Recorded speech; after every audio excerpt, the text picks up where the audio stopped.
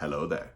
What is going on, everybody? Today we have a special treat because we're going to be taking a look at the very, very cool and awesome Tainted Grail, The Fall of Avalon from Awakened Realms. Now, this is a Kickstarter prototype, so everything I talk about in this and everything you see is subject to change, but I will also be putting a link down in the description below where you can get to the Kickstarter because this is one you are not going to want to miss. This game is a solo co-op. It has miniatures, but it's not really a miniatures game. It has story, but there's not just one path. It's basically set in Avalon, after the time of Arthur, long after. Arthur is gone, and the light in this world has begun to fade. And the greatest heroes in the land have left. And you're all that's left. That's right, you're not the hero. You're the B team in this game. You're gonna try and save everybody, or maybe you'll just save yourself. And there's so many choices you can make in this game that it's a little bit boggling, a lot to take in, but also is really flippin' hard. This game is, I've already died at least 4 times trying to get through. But the cool thing about this is it leaves you wanting to come back. So we're going to take a look at this game, how you set up, what are the components, how you play the game. I will also be doing a solo playthrough video, so if you're new to the channel, you may want to subscribe and click that little bell for alerts. You don't want to miss out on that. I also do a lot of giveaways as well, and usually all it takes to enter one of those giveaways is be a subscriber and leave a comment. And I'll put a link to one of those giveaways at the end of the video as well, so you can see what I'm talking about. But let's just dive right in to Tainted Grail. To start us out, I'll just give you a premise of how this game is generally played. It's played on these cards, but these cards are really just an interface to this very elaborate and open-ended story that you are participating in. You will be actually starting out on the Crabbok farmhold, and you'll place your character there, and you'll notice that there's numbers around these cards, and they're used to connect to adjacent locations. And one thing that I think is really, really nice about this game is the way that the art is just completely seamless in how it connects. You know, and we can have another one here, and you see like the hilt of that sword connects right there. And you will eventually build your game board as you explore the world. Now, your character will be moving about, consuming energy, and we'll take a look at that a little more when we look at the character boards and how they do some resource management as your character navigates the board. But the world is lit by the light of these ancient menhirs. And by the way, can we just pause and take a look at these menhirs? These menhirs are these giant statues. And look at that. You have like a whole guardian right in the back there. Like, there's so much detail on these. These are insane. Now, these are prototype components, so the ones that you get will change a little bit, but honestly, if you've ever, seen or played an Awakened Realms game before, you know your final product is going to be amazing quality. Now, these statues will go on these cards, right? And what they do is they are the light that keeps the weird, the darkness at bay. And you're going to use these coins. These coins are double-sided. They serve multiple purposes. They have heads or tails, right? The skull or the chalice, right? The Holy Grail. But you also have numbers 1 through 8 on there. So you can use them to sort one side or the other, but you can also use them as counters. And one of the things that they're going to be doing is counting down. So when you start this game, you will, start with 8 minus the number of players that you're going to be doing. And if I'm solo, maybe I'll start it on number 7. And so I'll start with the 7 facing there. Each day that will count down until the light goes out. And then all of a sudden, bad things will happen. But the good news is that you can relight menhirs. And one of the ways that you can do that is by when you go to a new location, you will check the symbols that will happen here. For example, if there's an eyeball on your location, that means that when resting there, you can have a dream or nightmare if you're instructed to have a nightmare. But also there's a symbol here for a settlement, and since you started out on the farmhold here, this is your home village, that's a settlement. But there are other settlements that you can find, other villages that you will discover, and entering new villages will cause diplomatic encounters, which is an entirely different aspect of this game too. It's not all about fighting, there's an entire diplomacy mechanic in this game. And one of the ways you do that is by finding other villages, and maybe they don't want this big, strong dude with a hammer walking into their village. Well, there's weird things about. But then there's also with the menhir symbol over here. And as you find other locations that have the menhir symbol, that means that ancient menhir once stood there, and perhaps you can reignite the flame and bring the menhir back to keep the darkness at bay. Now, why would you want those menhirs? Well, a couple of reasons, but one of the biggest reasons that you want those menhirs there is because a menhir on this tile will allow me to explore all of the adjacent tiles. Also the diagonal, so all 8 tiles that surround this menhir. Now, when I move to a place, I will only show the 2 above and below that are still within the 8. But it's, it basically gives me room to explore and go around. And if I find another one, then it can potentially open up even more paths for me to go. So the slowly expanding story and slowly expanding world will be revealed as I find and reignite the menhirs. The game is also going to come with 4 sets of encounter cards, and these different encounter cards are going to occur at different times and locations depending on where you are and what's happening. For example, green encounters are going to represent creatures in nature, or going hunting, or being ambushed by a pack of wolves, or something like that. Or like we have a pack of strays right here. These cards will tell you a lot of different things. For example, the total power of the encounter, the types of attacks that they can do against you, the loot you gain when you defeat them, as well as these trigger chains that basically feed into combat. But we'll talk more about these symbols and what they mean and how combat works a little bit later.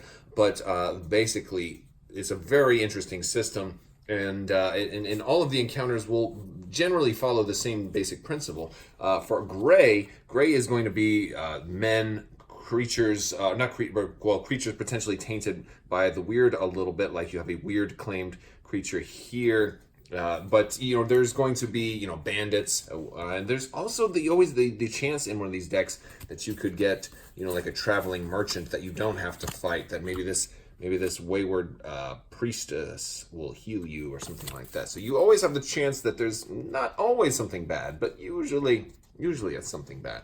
The purple deck represents some really, really powerful and tough, kind of like boss level creatures. Again, you can still always find maybe a traveling merchant, but usually these are really nasty and serious, heavy-duty encounters.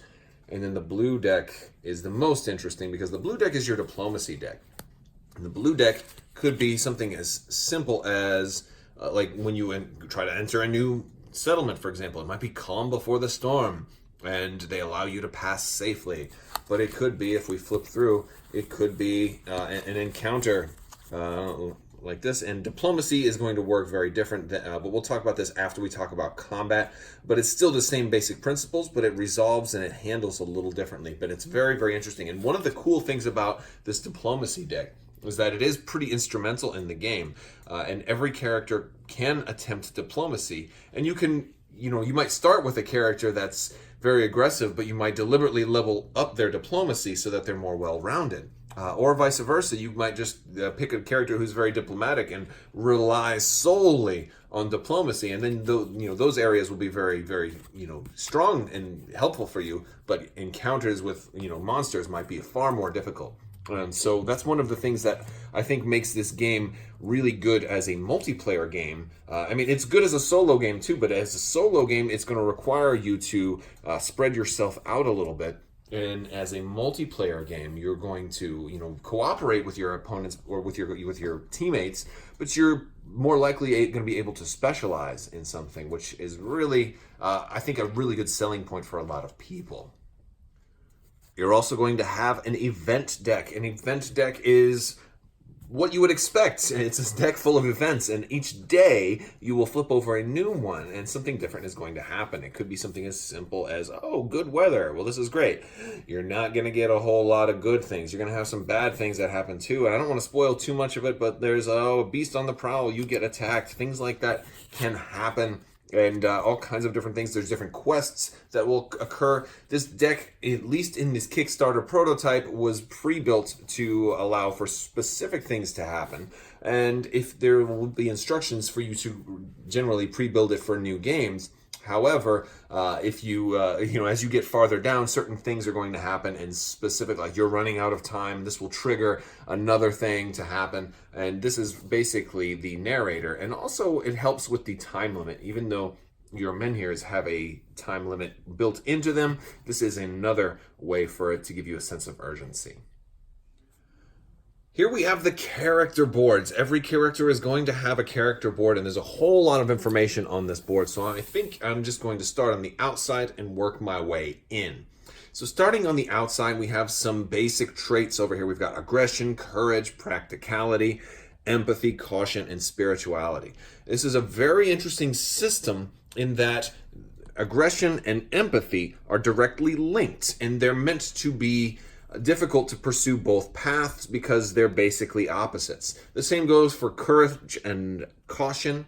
The same goes for practicality and spirituality. So if you have, and you'll use these markers to go in here to this board, and it's a nice board too. I like double layer boards, and this one is just a nice looking board. The art, by the way, absolutely fantastic, but I mean, you've come to expect that from Awakened Realms. Their art department is just stellar. So I really like the art on here. But not just the images too, but just the design of the board too. It's just very, very well done.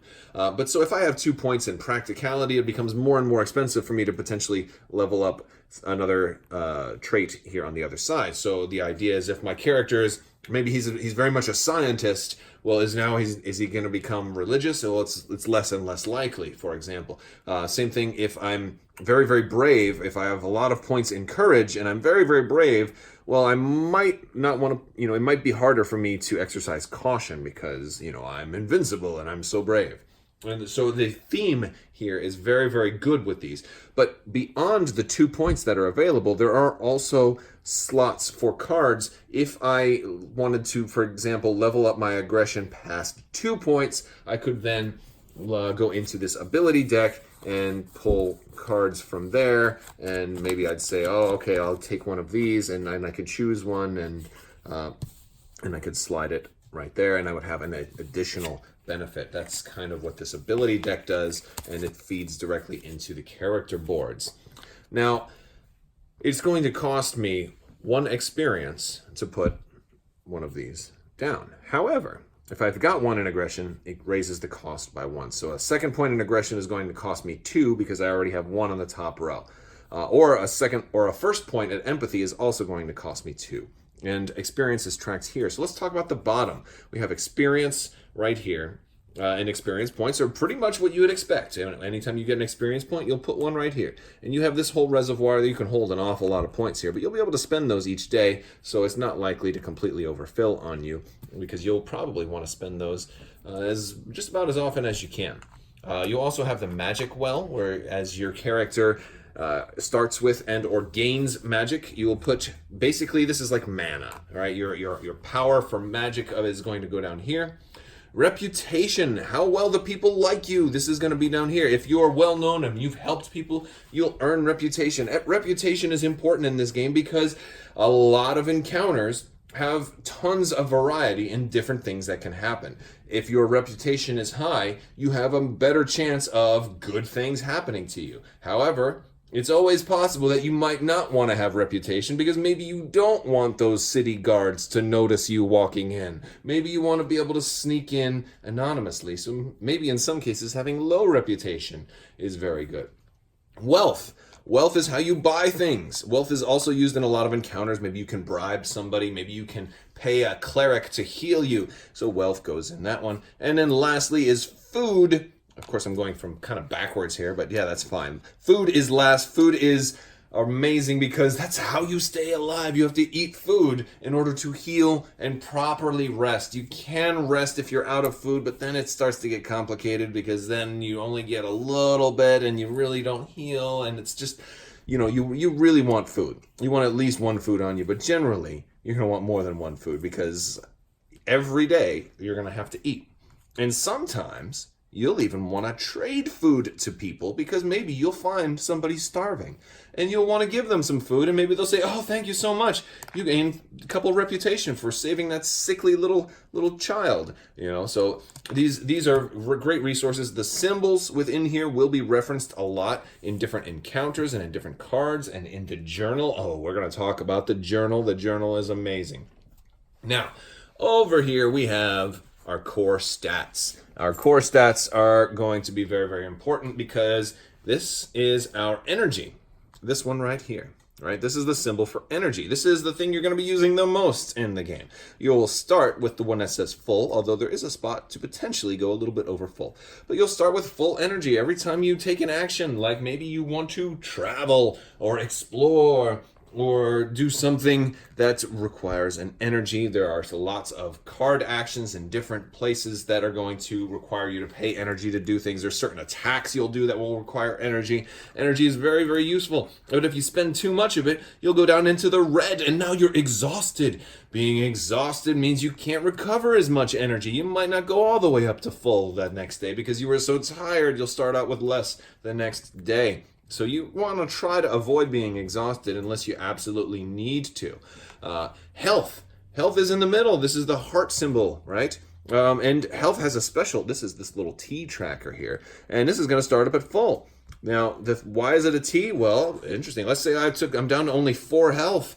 Or, I've taken quite a few beatings and, I'm not doing too well. Well, now I have a cap on how much energy I can have. Oh, and so I can't have more energy than my health. And the more I get hit, the less energy I'm capable of having. So you really want to heal the more, as often as you can. Fortunately, every day, as long as you're eating food and nothing else is prohibiting it, you will heal a little bit every day. And there are ways to heal. There's several ways to heal. And, you'll want to make sure you do that because if you get too low, you will be dying, and you will get an I'm dying card attached to your board really, really bad. You still have a chance to try to pull through, but it's just not looking good at that point. Over here to the right, we have the terror track. The terror track will start at 0. What is terror, you ask? Excellent question. Terror is your sanity. How afraid are you of the encroaching darkness?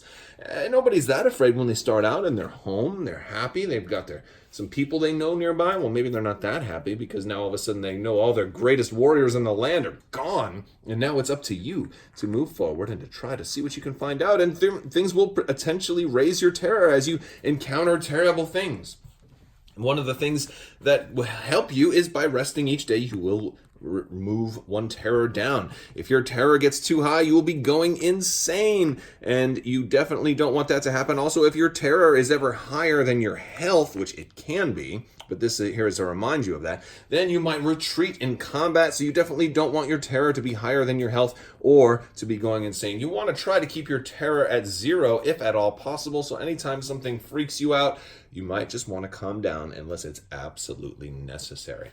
So those are our core stats. What else do we have on here? Well, we have our character's portrait. This is going to help us tell us what miniature goes. And this is Mr. Maggot. Mr. Maggot, his parents didn't like him. That's why they named him Maggot. And, I don't blame it. I don't blame them. It's not a very nice name. But we have some of his specific stuff up here. So Mr. Maggot here can go ahead and use meditation.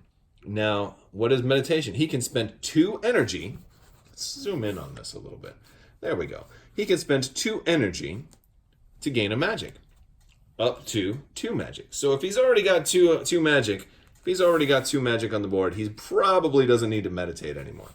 But it's a great way because magic is really useful, and we're going to talk about magic a little bit more when it comes to combat, because that is one of the places you're going to use magic quite a bit.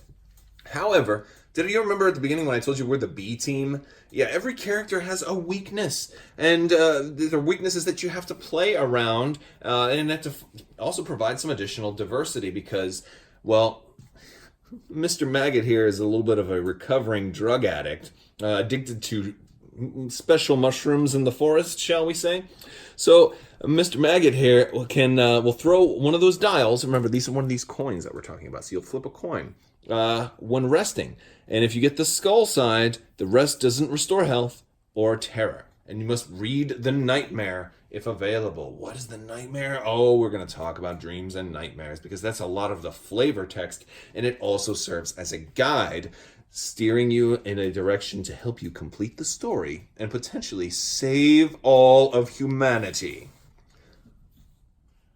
All right, now we're going to talk about combat. After this, we will also talk about diplomacy because the two are fairly similar. And for this one, I've pulled out my man Bior. I like this guy because he kind of represents my preferred playstyle. He's very aggressive.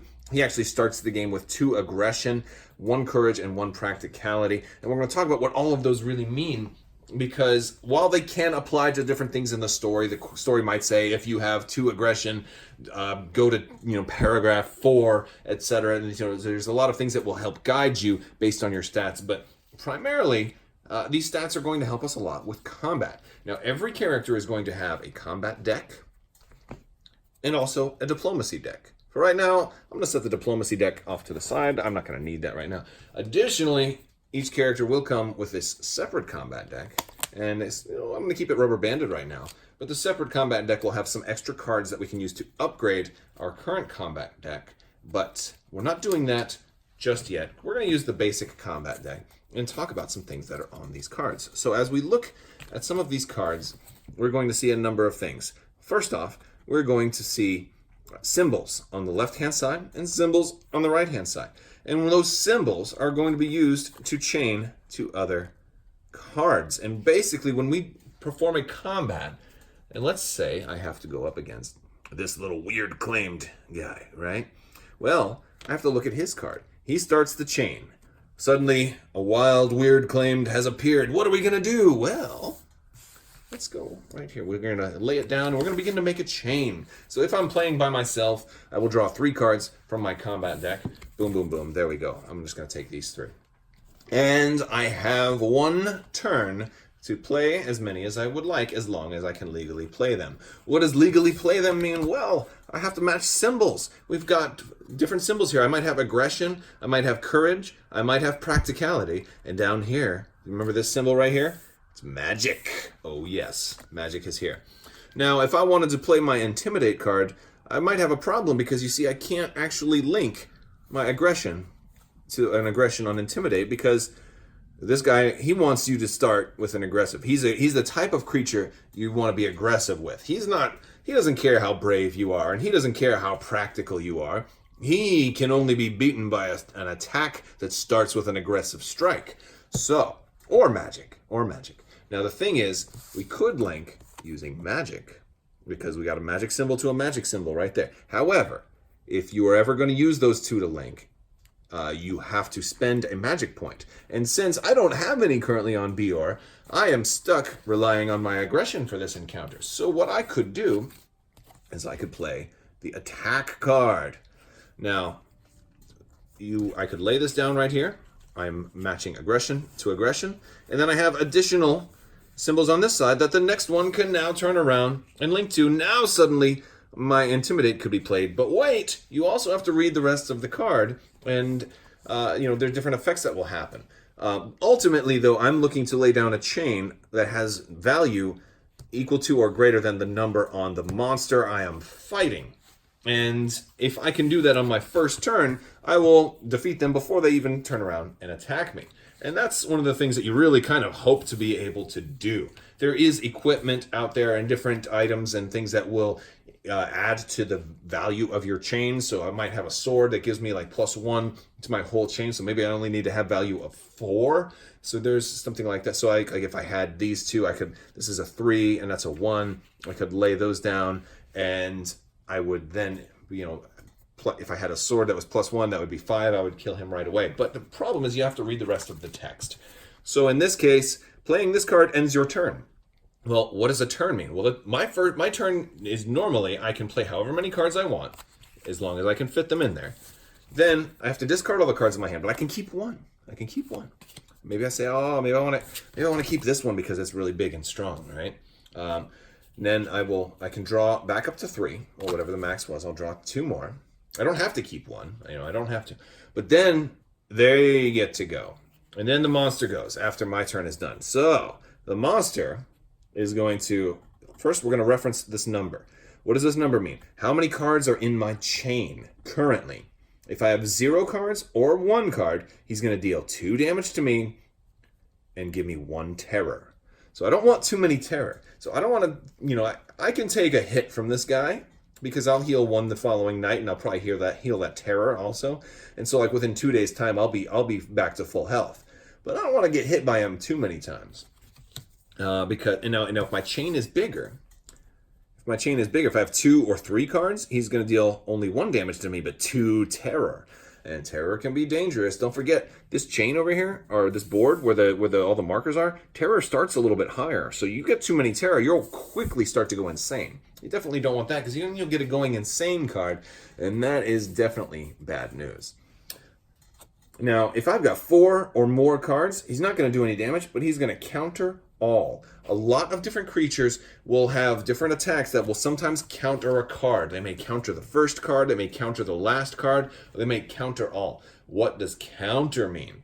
Good question. That means they wipe out these cards. They're gone, and you have to start all over again.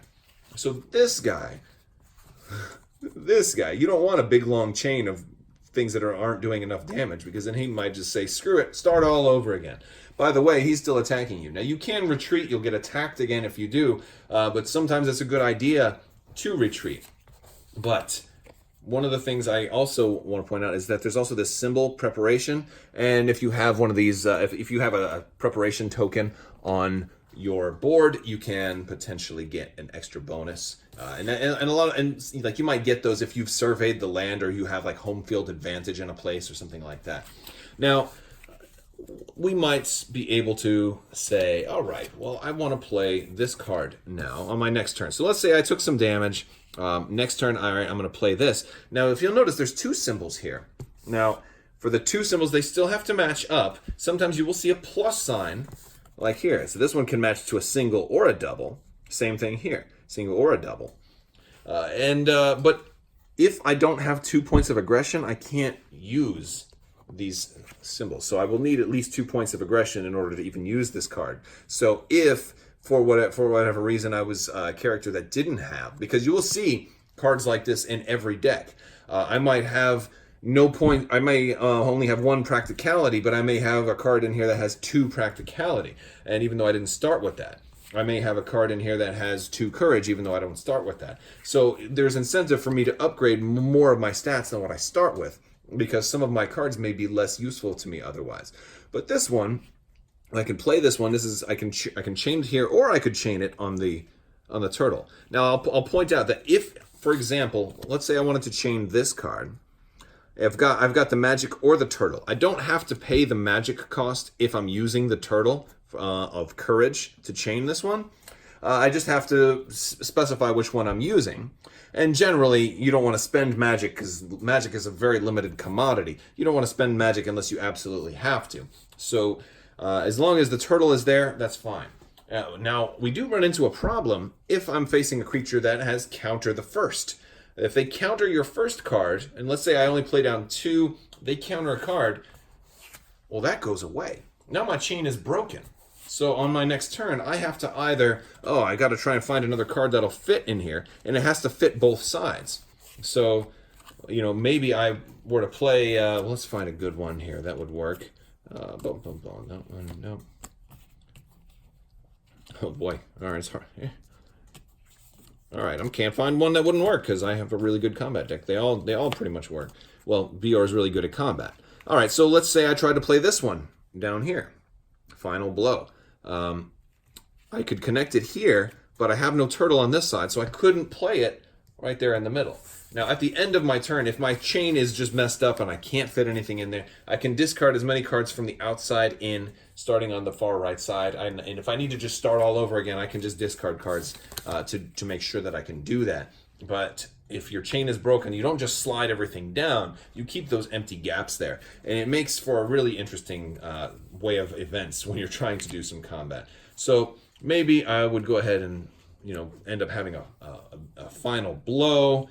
And maybe I would then also go on to a bloodthirsty rage, which is 2, and then 3, that equals 5. But however, I do have to keep in mind that some of the more expensive cards do cost an energy, so -1 energy, and receive 2 wounds if countered. So if he were to actually counter this card, it would hurt me. Basically, it's a vulnerable attack. I swung really hard, and if he were to counter me, he hit me right in the belly there, and I took a wound, right?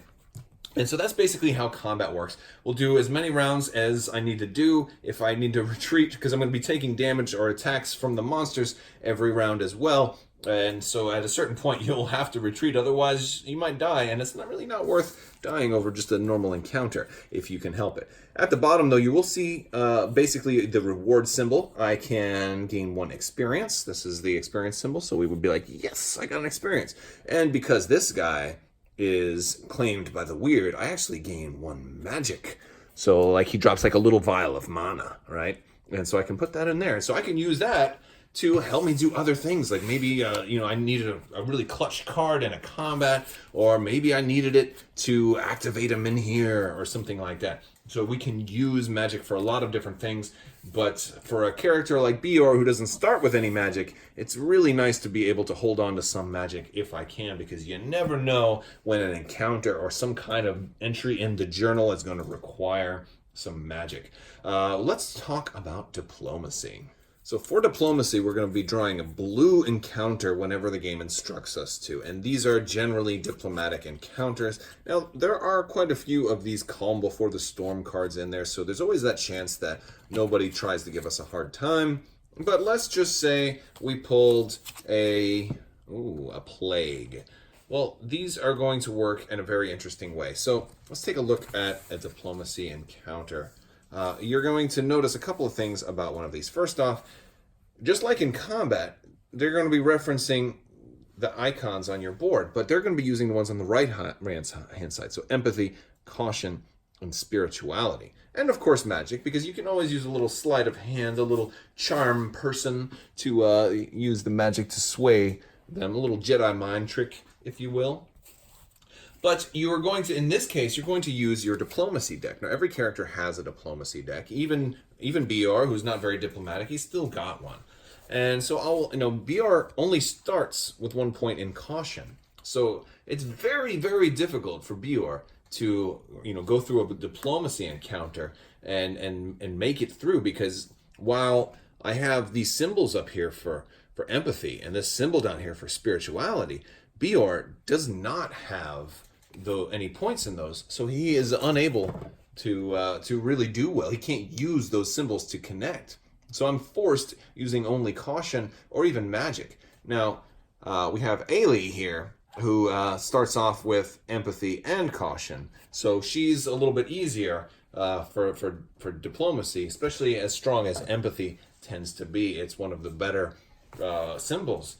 So I will, just like in a normal encounter, if I'm playing by myself, I will draw 3 cards and I will begin to look to match symbols. But before we do that, we need to look at this card a little bit, because we have basically a tracker here. We want to get all the way up to the top to beat this encounter, or if it falls down below here, we will lose. And the location on this progress meter here is going to change after every round. And when we start the encounter, we'll read the flavor text here. It says, a group of outcasts stricken with red death visits this settlement. All doors are shut.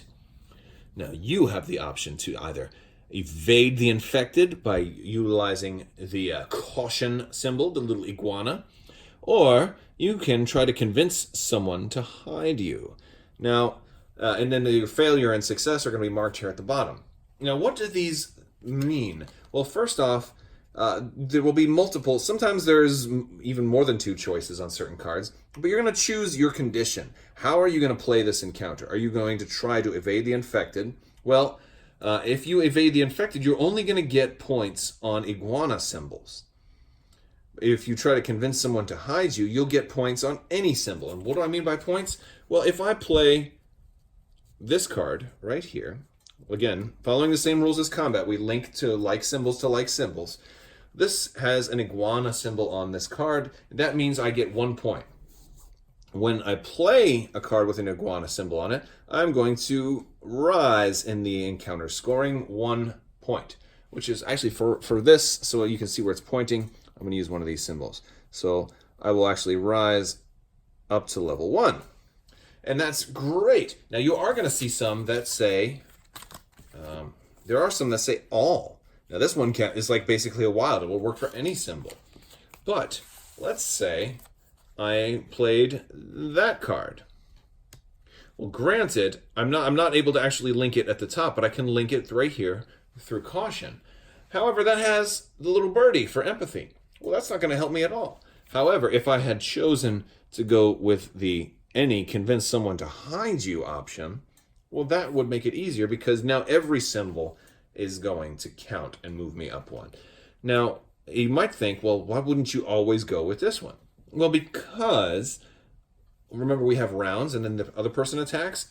In diplomacy, instead of attacking, they're going to do whatever it says right here. And usually, you're going to have this down arrow symbol, which basically lowers your progress.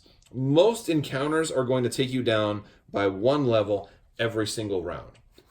So the only way to keep the encounter going is to play more than 1 card that's going to score you each round. In other words, I need to try to score 2 points every round because I'm going to go down 1 every round. But also, in this one, if I choose with the iguana, he's going to move me down 1, but he's also going to counter my last card. So, and since I've done that, maybe now I would play, this bird symbol, since I don't particularly care if he counters that one. However, we do read the text on these cards, and some of them will say uncounterable, right? And some of them even give you a bonus, like this one will move the symbol up if your affinity is red. So if you're about to lose and you're down here, you can play that. It's gonna, even though the bird doesn't score, you're still gonna get a bonus 1 for that +1 right there. So that's kind of how diplomacy works, and you'll keep going back and forth until you reach it all the way to the top, and then you will get the success reward, or if it fails, you'll get the failure reward, and that is basically how diplomacy works. It is very, very tricky for Bior to defeat a diplomatic encounter. It's a lot easier for someone like Ailey to do it, or maybe I want to play Bior and I want to put his skills into diplomatic-friendly skills. So I want to spend all of my XP and putting points into empathy and spiritual. At least 1 of each will give me a lot more, but again, some of them you'll want 2. It'd be very, very expensive for Bior to eventually get 2 points of empathy. And honestly, sometimes empathy can be a bad thing, because there might be a situation where you're forced to slaughter some villagers who've been maybe gone starving and they've been driven to insanity. And I might use my aggression to slaughter them. And if I have points in empathy, maybe I'll feel really bad and suffer some terror. Things like that can happen. So empathy, while it's a good thing, it can be a double-edged sword. As a matter of fact, any of your stats can end up being a double-edged sword. If I have too much aggression, I might lose control at a critical chapter of the game and end up attacking a sage wizard who was about to give me the keys to Valhalla. Wait, not Valhalla. Wrong universe. We're in England, I think. All right, but yes. So that's kind of the balance between combat and diplomacy.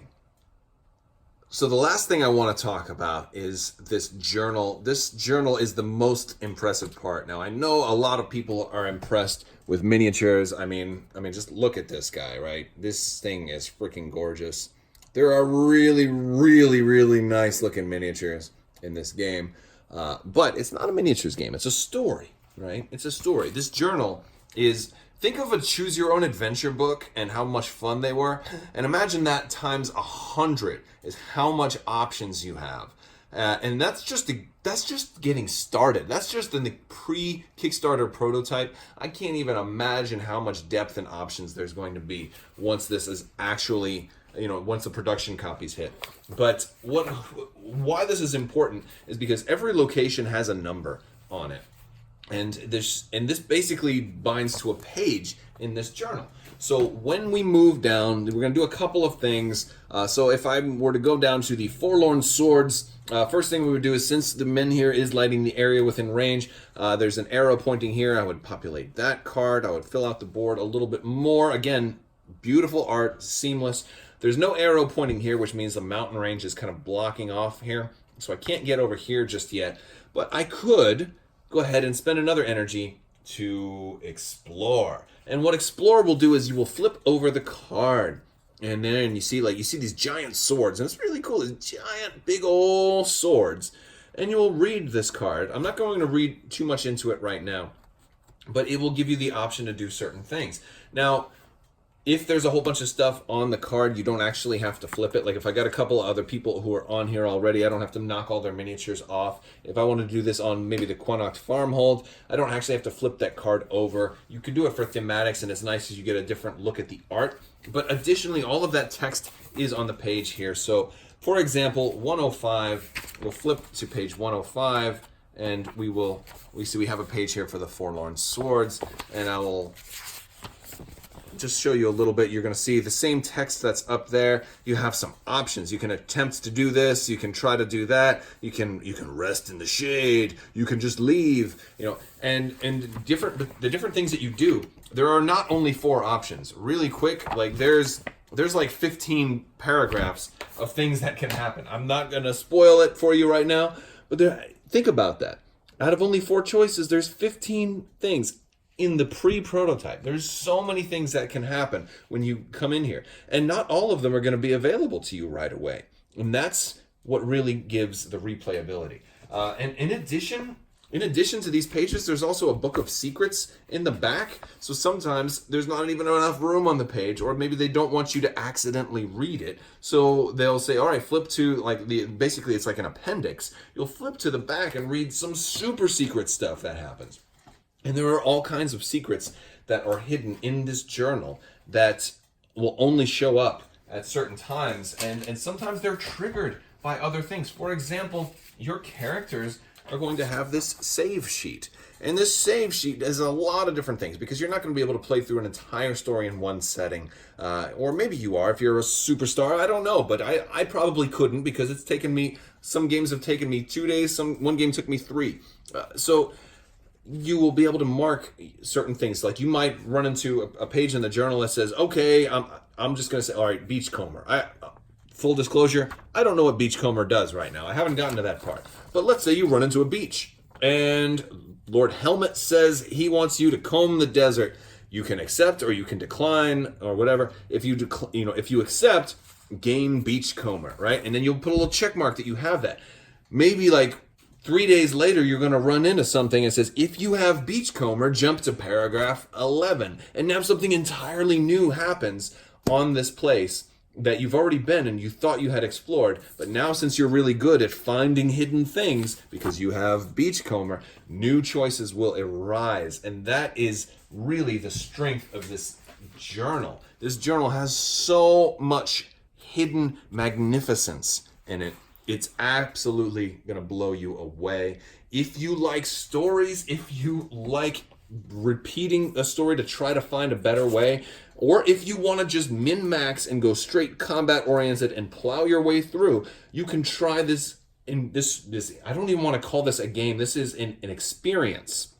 You can try this comprehensive experience, this tabletop adventure, so many different ways. And you can do it as a group. You can do it, you can even party up and you put your bases together. And now you get to share some of those encounters. You can lend each other experience. You can lend each other, extra energy to help them carry them along through it when they're running out of energy. When you're in combat, you can both draw cards, although you'll draw one less. At least one each, but you'll draw one less for each person in the combat. So if there was 3 of us all grouped together, we would each get one that we could participate. And maybe, I'm really good at maybe Bior's not here, but us 2 together, we might be able to actually do all right in combat if we stick together. Or maybe I'm going into a new village and I need some empathy. So in case we have a diplomatic encounter, I might want to keep Ailey close to me. So there's some advantages to partying up. But at the same time, you have a limited time, so you kind of want to split up a little bit too. But it really is going to give you some really challenging scenarios, and that's just the beauty of this game. There's so many different ways you can attempt it, and the story is going to be different every single time. So if you haven't already figured it out, I really do like Tainted Grail. Now, I didn't expect to like it as much as I did because I think when I first looked at this game, I thought, Well, it's a story-based game, so once I play through it and beat it, then I'm done. And after trying and failing and trying and failing and trying and failing, each time I was more excited to go back and try again, maybe a different way. I'm like, all right, this time I'm gonna try to get, a whole bunch of money first because I know I'm going to eventually run into somebody that wants money.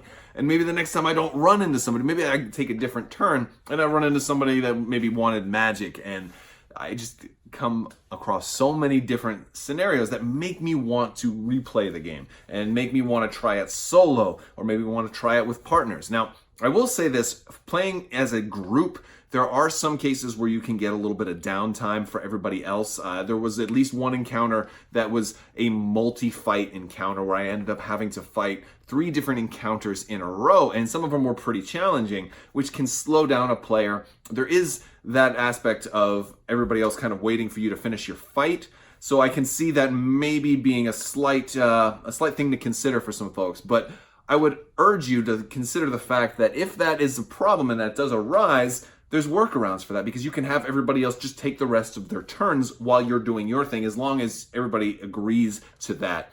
And I think that's a good workaround for situations like that, because when you're playing with a group, you can totally divide up. Like, you can take your first action first, then I'll take my first action after you go. There's not a turn order. You guys collectively decide the turn order. So I think that kind of flexibility does help a few of those minor issues that I ran into. So I definitely appreciate that. And the story is really, really good. And so this review will probably be more complete once you're able to see a playthrough, but I didn't want to include spoilers in this review because I know some of you out there probably didn't want to have the story spoiled for you. And there's a lot of really cool writing that goes into this. So as much as I like to praise the game design by Awakened Realms, and as much as I want to praise the art and the minis, this is the first time where I've decided, I really need to praise the story, the writer. The writing in this is really nice, and I'm a big fan. So check out Tainted Grail. I will put a link into the description below on where you can back this on Kickstarter. You're gonna love it. And I can't wait to see what kind of stretch goals they have for this thing. It's gonna be amazing. I wanna thank you guys so much for watching, and have a great day.